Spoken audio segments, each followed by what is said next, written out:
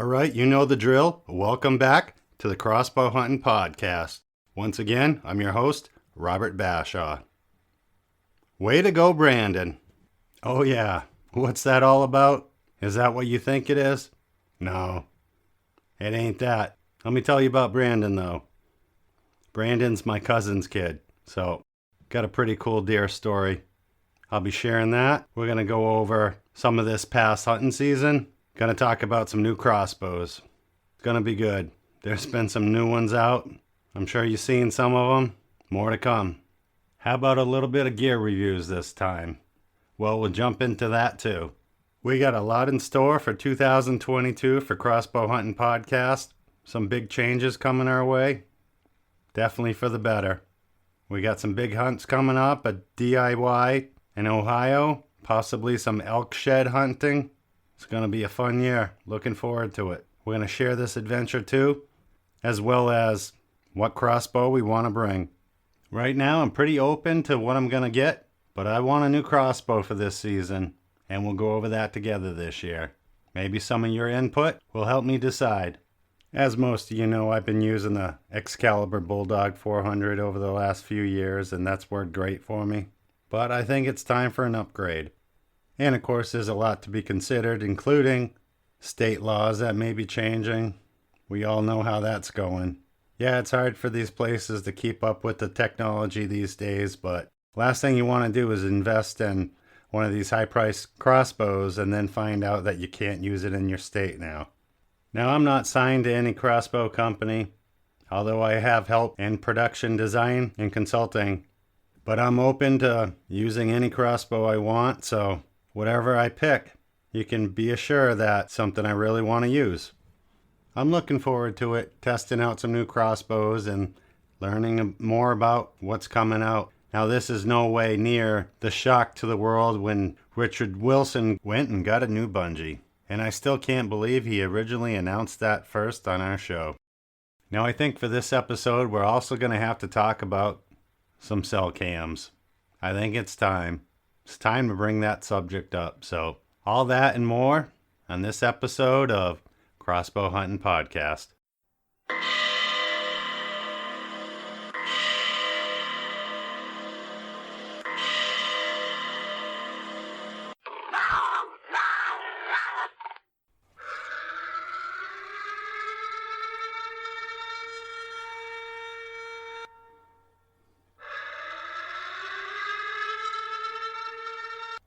Hey everybody, thanks again for listening to the show. We really appreciate it. If you could, go like us on Facebook and follow on Instagram. While you're there, be sure to check out our merchandise pages where you can find hats, shirts, sweatshirts, all Crossbow Hunting Podcast related items. You'll also find some other shirts there as well, including one of our best sellers, She Thinks My Crossbow's Sexy, and our newest edition, Hunting Isn't Everything, It's the Only Thing. So go ahead, go check it out. Go grab yourself some CHP, some Crossbow Hunting Podcast gear, and you can help support the show that way. How else can you support the show, you ask? Well, another way is through our Patreon page, which you can find through all our social media links or going directly to Patreon/Crossbow Hunting Podcast. Now this really gives the listener an active role in becoming a huge supporter for the show. You can do a small monthly donation of whatever amount you choose, or you can pick from one of our 3 memberships, including our Silent Partner, our Gold membership, and our Pro Staff. But yes, whatever you can give would greatly be appreciated. And that's enough about us. Now I gotta tell you, anybody looking for a crossbow holder, they did it again. Big Whitetail Dreams just came out with another holder this year. Man, this thing is sweet. Go check them out. They got the crossbow holder, they got the bow holder, and the gear holder. Whatever you're looking for. These strap right onto the trees, no screwing in. Light as can be. It's definitely the way to go. And as I said before, it's the only thing holding my crossbow. So now you got your gear, you got your crossbow holder, well, where are you gonna go? I know I've said it publicly a million times. The best app on my phone is the Onyx Hunt app. And man, if you get that elite membership, you can check out any state there is. Search for crops, whatever you're looking for, public land, Private land, knowing boundaries, it's all there, man. It doesn't get any better than that. Onyx Hunt app, go check it out. And of course, a special thanks to my buddy Gabe for the background music. Thanks, bro. Now back to the show.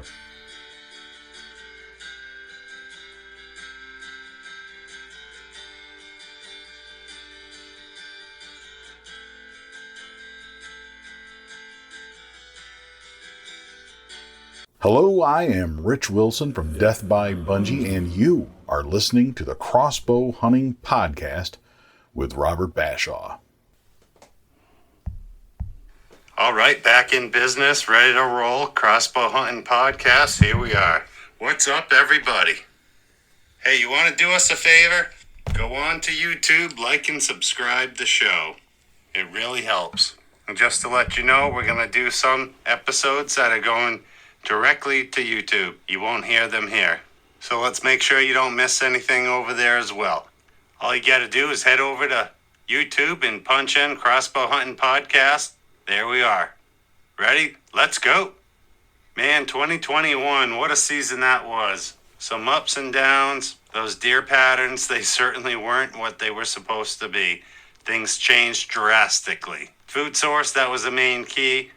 My areas, I maybe counted 6 acorns the entire year. It was really slow. And there aren't a lot of cornfields around, things like that. So when you're hunting big woods bucks with no acorns, that makes it difficult. But where there's a will, there's a way. And you may wonder, how far did their patterns change from the previous year when there was acorns everywhere? Well, some of it, not too much, some of it drastically. I also know hunting pressure was a huge issue this past season. And I'm not saying there was more hunters out there than previously, the years before, but there was certainly more hunters on my cameras than before. And with that being said, less bucks. All right, so here's some interesting facts. With all the cameras I had out this year, I gotta say I only had a very few, maybe a handful of fawns throughout the year. Now I know nobody wants to really go out and hunt those, but I do enjoy getting the trail camera pictures of just about everything anyway. I will say coyotes and bobcat pictures were up. This past season, I probably got more pictures of them than all the years combined. It was a explosive year, being in mostly traditional areas where I place my cameras. That I do keep a lot of cameras in the same general areas, others that I go out investigating new areas, but I do try to keep up with my regular bucks and their progress. Then, of course, you got the rut, new bucks coming in, and things really heat up. However, this past season, I gotta say, on trail cameras, I didn't notice anything different. I didn't have any bucks following does the entire rut. Now, we certainly had plenty of does and bucks on camera, but what I'm talking about is having a doe come in and then shortly after a buck on the trail. Just something that didn't happen this past season for me. I can't count how many different 8-pointers I had on camera this past season. That was pretty awesome. A lot of mature bucks. Still waiting for that drop time, though. All right, so let's jump into the Brandon story. Now, he's a great kid. He went out a few years ago. I believe it was his first time deer hunting. Went with my uncle and ended up getting a nice doe on Youth Day. Now, this is one of those stories where the kid goes out there and 20 minutes into the hunt, it's over. Deer down. Now, you know that's not how it is for all of us, but that's what happened to Brandon, and I don't think he's hunted much since that day, but nonetheless, he was ready to go out and get another deer. So Brandon's father, Raymond, has been doing a lot of hunting with us over the last few years, and we had a spot set up. I was coming in hot and heavy. If I recall right, it was going to be the opening weekend of shotgun season in our state. Brandon was going to go with Raymond, his dad, and my son Carmelo was going to go with me. Now, Carmelo's only 10, so he hasn't been hunting too many times. He's a little bit interested. He enjoys going bear hunting with me. And if you recall, he's the one that does the exit on the show. So you'll be hearing his name at the end of this episode as well. He still laughs when he gets to hear it again, because he was, I don't know, maybe 6 when he started that. I think he was around 6 years old when he did that recording. But he definitely gets a kick out of telling everybody that he's part of the podcast and people all across the world have heard his voice. Much appreciated. Now, this particular spot we were going to go to, we got a few stands out, some massive bucks out there, and a lot of does. Now Brandon's the only one with a doe tag and analyst tag. Originally I was going to bring my blind and have my kid sit with me, being that he wasn't going to be able to shoot. He was just there for viewing purposes, and being in the blind would make it a little easier on him. But then I thought, well, with Brandon having that doe tag, we may want to put him in a certain spot that we get a lot of activity, and I think he would have the best opportunity. So that's what we did. Brandon took the blind, Raymond took the stand, and me and the kid went the other side of the mountain for what was just going to be one of those afternoon hunts. So things were going good. Everybody was out where they were supposed to be. A little chilly out. Of course, we're talking about December now. And we know we're all set up with great possibilities. So everybody's feeling hopeful. And then, of course, there we are, half hour into it, and Brandon shoot. There was no question who it came from, right where we put him. And my kid was like, oh my goodness, he's already got a deer. Wow. Yeah, it was pretty cool. We were excited. Then I'm telling my guy to keep his eyes out because there could be something coming to us now and all that. And a few minutes later, we get the text from Raymond saying, Brandon shot. We're going to give it a little time and all that, but he's very hopeful. Eventually, we all got over there and tried to look for sign, any type of hair, blood, whatever. Talk to the kid. He's excited. Dad's excited. I never seen Raymond so excited in my life. It was pretty awesome. My kid was just pumped with adrenaline. And things were looking really good. So we thought. However, after looking on our hands and knees, crawling, we just couldn't find anything. We eventually went back the next day and brought the search party out there, and unfortunately, we just couldn't find it. We tried though. We gave it our best effort. We went back to where Brandon shot that day, and sure enough, there it was. A nice slug hole right through a tree. Yep, of course, that's why we couldn't find any deer. But what a memory. And, you know, the good thing is the kid wasn't out there worried, wondering what happened. Did he wound this deer? It was definitely a clean miss. So Raymond and the kid went back to the range the next day and sighted in and felt pretty good for the rest of the season to go. But that's the story, you know? Way to go, Brandon. Way to be out there making memories. Sometimes it's not always about pulling the trigger on a big buck. It's just out there making memories. And man, did we have a good one that day. Now here's a kid that still didn't even have his driving permit yet, but was experienced and had some luck before, and man, did he have a good day this time too. Half hour or so and another deer comes in. Yeah, that's the way to do it, right? We don't always have to have a big taxidermy bill to have a great time and share some memories. I know my kid, myself, Raymond, and his son Brandon will remember that day for years to come. But that's a story. No deer down, but great times. Can't beat that, right? If you're listening to hear some more big buck stories, well, stick around. We'll have some episodes coming up that you're going to want to hear. As for the rest of us at Crossbow Hunting Podcast, yeah, we got some pretty awesome trips coming up this year. Ohio, looking to do some shed hunting for elk and possibly an elk hunt in the near future as well. This Ohio hunt now, we're looking at doing a DIY, and I know there's been a lot of talk online about hunting in Ohio, but really it's not another hunter at every 15, 20 yards in the trees out there. There's still lots of great land and lots of public land. Not to mention Ohio's been crossbow friendly for just about forever, right? Yeah, if you're looking for big bucks, definitely check out Ohio. Maybe we'll do some episodes coming up about what gear we're going to bring, tree stands.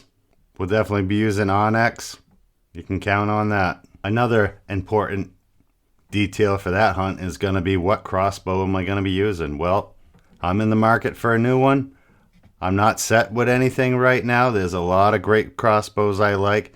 I like that CP 400. I like the SWAT. I'm loving some of these new 10 points. Of course, the Ravens are really hard to beat as well. Wicked Ridge has got some awesome crossbows. I'm not set on anything, so I'd love to hear your opinions. Who knows, maybe even another Excalibur. I do want a smaller model than the Bulldog 400, or maybe I should say less narrow. Of course, those Raven 500s are pretty awesome, you gotta admit. I don't know, maybe my top pick at the moment is the 10 point. Okay, check this out. As I'm in the middle of doing this podcast, I just got an update. Got a text come through from one of my cell cams. Gotta say, I really love the Tacticam X reveal. It's been wonderful. I got a few out, no complaints. However, I do love walking in the woods, getting my exercise, checking my traditional cameras, but I've put in a lot of hours at work lately and don't have the time to get out in the woods. So these Tacticams are showing me what's going on, and I don't have to be out there to do it. That's been pretty awesome. Alright, so let's check this out together. Go into my app, and what do I have? What walked in front of the camera? Alright. Hello, Mr. Squirrel. Well, yeah, that's not too exciting, but anyways, it's still good to see what's going on, right? I know that some cameras you can change the settings to just pick up larger mammals, but I don't mind. I don't mind getting small ones as well. It's cool. At this point, we're at the end of February, and I'm not looking to get a lot of buck pictures. I'm just inventory what's out in the woods because I enjoy those cameras snapping pictures all year long. I'm sure a lot of you are with me with that. I know a lot of people have issues with these cell cameras, but for the most part, they just don't want people using them for an unfair reason. If you're getting a picture of a deer that's in the backyard right now, and you just grab your weapon and go out and drop it, well, that's a little bit too much, don't you think? I know having cameras out doesn't guarantee anything, but let's use them for what they're meant to be used for before they take them away, right? Alright, let's get back to those crossbows, huh? I know those crossbows bring up another subject too, talking about those scopes. We got scopes with thermal, built-in rangefinders, night vision. Where's it gonna end there? I don't know. I mean, that technology is pretty awesome. Yeah, you can always change up the scope that you're getting and go with what your state allows. One of the crossbows I'm looking at right now is that 10-point Nitro 505. What an awesome crossbow. Their Havoc model is pretty awesome. The Siege, the Vengeant. Love that Viper too. They got a ton of crossbows that are pretty awesome right now. I do think that Nitro though, man, that's probably my top model right now that I'm looking at. I don't know, tell me what you think. What else should I be looking at for this year?